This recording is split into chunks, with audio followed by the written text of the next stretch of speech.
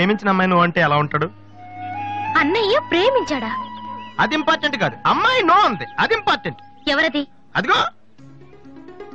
ఒరే నీకేమైనా పిచ్చి పట్టిందా? వాసు నా అమ్మాయి ఏమనంటే రాత్రి సంపద తెలుసా నీకు? తెలుసా, అందుకే సావిత్రిని చూపించాను, లేకపోతే నాకే కటింగ్ ఇస్తుందా? ఇప్పుడు తెలుస్తుంది. నీ పేరేంటి? సావిత్రి. నువ్వేమన్నా మిస్ ఇండియన్ అనుకుంటున్నావా? మా అన్నయ్యకి నో చెప్పావు.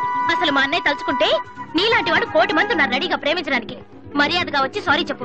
రాసు, ఆ బాలుగా నీ గురించి ఇష్టం ఏవో చెప్పారు రాధికి. నువ్వు రారా, అమ్మాయితో గొడవపడుతుంది.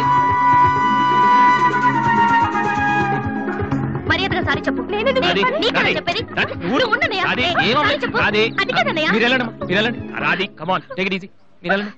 రాధి, ఏమైందమ్మా? అమ్మాయి ఎవరో కూడా నాకు తెలీదు, నువ్వెందుకు అనవసరం గొడవ పెట్టుకున్నావు? మరి బాలు నువ్వు ఆ అమ్మాయిని ప్రేమించావని ఆ అమ్మాయి ఒప్పుకోలేదని చెప్పాడు. వాడేదో సరదా కనుంటాడు, నువ్వు నిజం అనుకోని అమ్మాయికి లెఫ్ట్ రైట్ ఇచ్చావు. నిజంగా సారీ అన్నయ్య. నువ్వు ప్రేమించిన అమ్మాయి నిన్నెక్కడ కాదంటుందోనని చాలా టెన్షన్ పడ్డాను. మా అన్నయ్య ఆశపడింది తప్పకుండా దొరకాలి, లేకపోతే నేను తట్టుకోలేను. అవును, నువ్వెందుకు డల్ గా ఉన్నావు? లేదురా, ఇవాళ సోనీ ఆఫీస్కి వెళ్ళాను, అక్కడ పని జరగలేదు, అందుకే డల్గా ఉన్నాను. వాళ్ళ కర్మన్నయ్య, రేపు నువ్వు సక్సెస్ అయ్యాక నిన్ను వదిలేసినందుకు వాళ్ళే ఏడుస్తారు. ఏంటన్నయ్య అలా చూస్తున్నావు? ఒక్కోసారి అనిపిస్తుంది నా మీద నాకంటే నీకే ఎక్కువ నమ్మకం ఉందని. ఇంకొకటి చాలా అయిపోయింది. అమ్మ ఇక్కడ స్వామి సచ్చిదానంద స్పీచ్ ఉందని వెళ్ళింది. వాళ్ళంతా స్వామీజీ అయిపోవడం, స్పీచ్లు చేయడం పెద్ద ఫ్యాషన్ అయిపోయింది. Too much. అన్నయ్య 1 minute. ఏంటిది? బుక్స్. తెలుస్తుంది ఎవరికి దేనికి? నీకే. నాన్న తెచ్చారు. ఇవి చదివితే ఖచ్చితంగా నీకు ఐపీఎస్ వస్తుంది. ఐపీఎస్ వస్తుందో లేదో తెలియదు కానీ షూర్ గా సైట్ వస్తుంది. అయితే నాన్నకి రాది, ఇప్పుడే టిఫిన్ పెట్టి అదే చేతో విషయం పెడతావమ్మా? డ్రామా అన్నయ్య. తగ్గిస్తానమ్మా, తగ్గిస్తాను. ఆ బుక్స్ ఇలా ఓ కనీసం డంబుల్స్ లాగా పనికొస్తాయి. Okay, arms good. Hello hello Radhi, నాతో మాట్లాడకు. ఏమైందమ్మా? ఏం లేదు. మీ అన్నయ్యతో చెప్పవా? నీతో చెప్దామంటే మేమున్న ఊళ్ళో నువ్వు లేవు, నువ్వున్న చోటికి మేము వస్తే ఇప్పుడు ఇంట్లో లేవు. ఊళ్ళో ఉన్నానా ఇంట్లో ఉన్నానా అనేదానికన్నా నీకు గుర్తున్నానా లేదా అనేదే నాకు ముఖ్యం. హ్యాపీ బర్త్డే అన్నయ్య. హలో హలో అన్నయ్య. అన్నయ్య, నిన్ను చూడాలనుందిరా. నీ పుట్టినరోజు కదా అని అర్చన చేయించడానికి గుడికి వెళ్తున్నాను అన్నయ్య. వచ్చేటప్పుడు రానా? నేనే వస్తాను.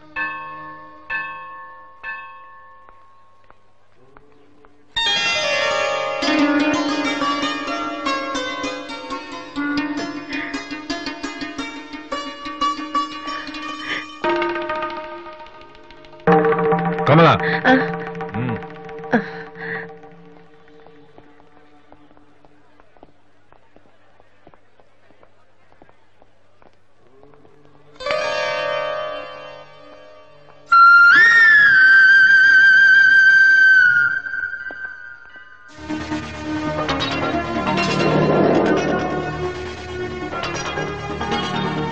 నాన్న ప్రసాదం తీసుకోవడం మర్చిపోయాను నాన్న. టైం అవుతుందమ్మా. ఇప్పుడే వచ్చేస్తాను. సరే, త్వరగా రా. రాధే. అన్నయ్య హ్యాపీ బర్త్డే అన్నయ్య. థ్యాంక్ యూ రా. సారీ అన్నయ్య, అమ్మ నేను బయలుదేరుతుంటే డాడీ కూడా వచ్చేసారు. ఇలా దొంగతనంగా కలుసుకోవాల్సిన పరిస్థితి వచ్చిందిరా. అన్నయ్య పర్లేదురా, నువ్వు ఒక్కదాని ఉన్నావు చాలు. సరే నువ్వు వెళ్ళు, నాన్న మళ్ళీ వెతుక్కుంటూ వస్తారు. ఓకే.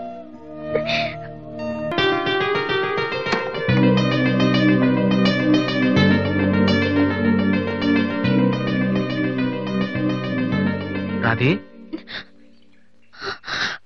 అన్నయ్య ఇక్కడేం చేస్తున్నావురా? ఫ్రెండ్ వస్తానంటేను. వెయిట్ చేస్తున్నావా? సరే, తర్వాత వస్తా.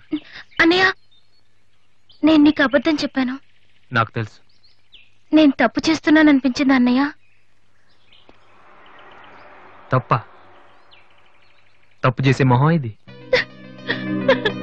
ఏమైంది? ఊరుకో ఊరుకో. ఏంట్రా, లవ్ చేస్తున్నావా? నాకెలా తెలిసిందనా? నీ కళ్ళు చూస్తుంటే తెలిసిపోతుందిరా. నాన్నకు తెలిస్తే చంపేస్తారని ఇక్కడికి వచ్చి కూర్చొని నడుస్తున్నావా? ఏ, ఈ అన్నయ్య లేడు? ఏమైందిరా? నేను ప్రేమిస్తున్నాను అన్నయ్య, కానీ ఆయన నన్ను ప్రేమిస్తున్నారో లేదో కూడా తెలీదు. ఇద్దరూ ప్రేమించుకున్న తర్వాత కూడా అమ్మాయిలు బయటకు చెప్పడానికి భయపడే ఈ రోజుల్లో అసలు నన్ను ప్రేమిస్తున్నారో లేదో కూడా తెలియకుండా ఎలా చెప్పనన్నయ్య?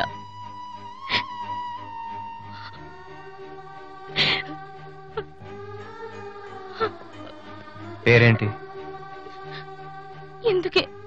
ఎందుకే నీకు చెప్పలేదు. ఇది రెండు మనసులకు సంబంధించిన విషయం. ఎవరు ఏం చేయలేరు. అడిగేది మీ అన్నయ్య. అతని పేరేంటి? రాధి పేరేంటి? విఘ్నేష్. ఎక్కడుంటాడు? ఆస్ట్రేలియాలో. నీకెలా తెలుసు? లాస్ట్ టైం ఇండియాకి వచ్చినప్పుడు వైజాగ్ లో మన ఇంట్లో ఉన్నారు. మన ఇంట్లోనా? అప్పుడు నువ్వు హైదరాబాద్ లో ఉన్నావు. నాకు తెలియకుండా ఎవరు విఘ్నేష్? దివ్య వాళ్ళ అన్నయ్య. దివ్య వాళ్ళ అన్నయ్య.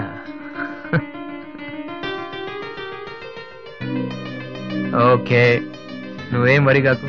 నీ పెళ్లి చేసే బాధ్యత నాది. అన్నయ్య నువ్వు వెళ్ళు, నేను చూసుకుంటాగా. వెళ్ళు. రాది, ఈ చెరువు గట్లు, సిమెంట్ బెంచ్లు ఇవన్నీ మనకొద్దు. ఈ అన్నయ్యకి కొంచెం భయం. ఓకే, వెళ్ళు.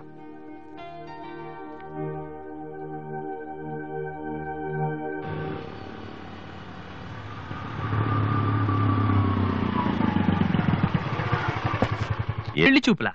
అదేంటండి అలా అడుగుతున్నారు? ఆస్ట్రేలియాలో పుట్టి పెరిగారు కదా, అక్కడ ఒక మంచి అమ్మాయిని చూసి లవ్ మ్యారేజ్ చేసుకోకుండా? ఆఫ్ కోర్స్ చేసుకోవచ్చు, కానీ ఇక్కడలాగా పేషెన్స్, ఐ మీన్ ఓర్పున్న అమ్మాయి దొరకడం కష్టం కదా. అంటే మీకు కాబోయే భార్య మీరు ఏం చెప్పినా ఎదురు చెప్పకుండా ఉండాలి. నో నో నో నో, నా ఉద్దేశం అది కాదు. మా ఇద్దరి మధ్య ఏదైనా ప్రాబ్లం వస్తే దాన్ని తెగే వరకు లాకుండా ఉండాలి. అంటే ఓపిక ఉండాలి. అంటే మరి రాధికలాగా ఉండాలి. అది కూడా అంతేనండి, ఏం చెప్పినా ఎదురు మాట్లాడదు. మీరు చూస్తారు కదా. నెక్స్ట్, బాగా చదువుకుని ఉండాలి. రాధికి 2 సార్లు గోల్డ్ మెడల్ వచ్చింది తెలుసా? ఇంకా చాలా ఉన్నాయి, కానీ ఎలా చెప్పాలో తెలియట్లేదు. ఇందులో తెలియపోవటం ఉందండి. సింపుల్ గా మా చెల్లెలు లాంటి అమ్మాయి కావాలని చెప్పండి. మీ చెల్లెలు లాంటి అమ్మాయి కాదు, మీ చెల్లెలే అంటే ఏమైనా ప్రాబ్లమా? ఏ మీ చెల్లెలకి నేను సరిపోనా? థ్యాంక్స్ విఘ్నేష్. నా చెల్లెలకి మీలాంటి హస్బెండ్ రావాలని చాలాసార్లు కోరుకున్నాను. నా చెల్లెలంటే నాకు ప్రాణం. కానీ ఒక అన్నగా ఇంతకు మించి ఎలా మాట్లాడాలో తెలియలేదు. మీరింత ఈజీగా ఒప్పుకుంటారని thank you. No no no, Radhika లాంటి అమ్మాయిని చేసుకోవడానికి పెట్టి పుట్టాలి. బట్ ఈ ప్రపోజల్కి తను ఒప్పుకుంటుందా? కొంచెం కష్టమే,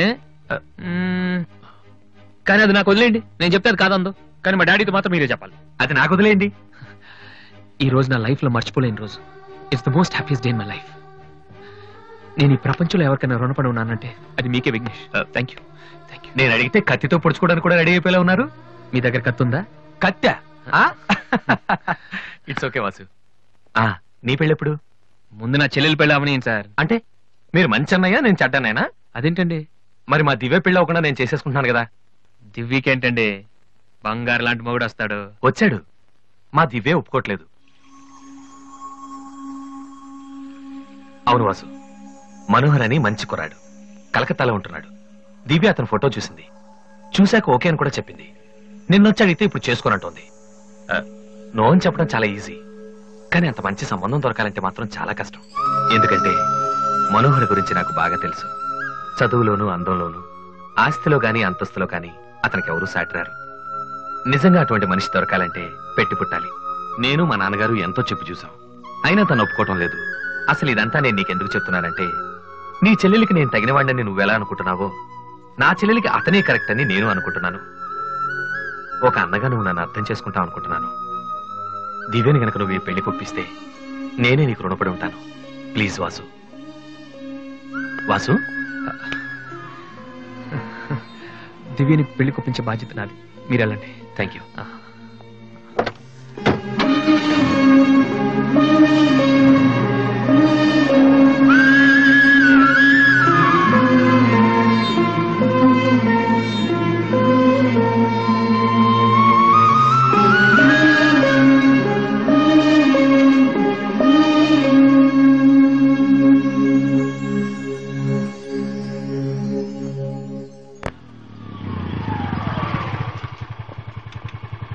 ఎక్కడికి వెళ్ళిపోయారా?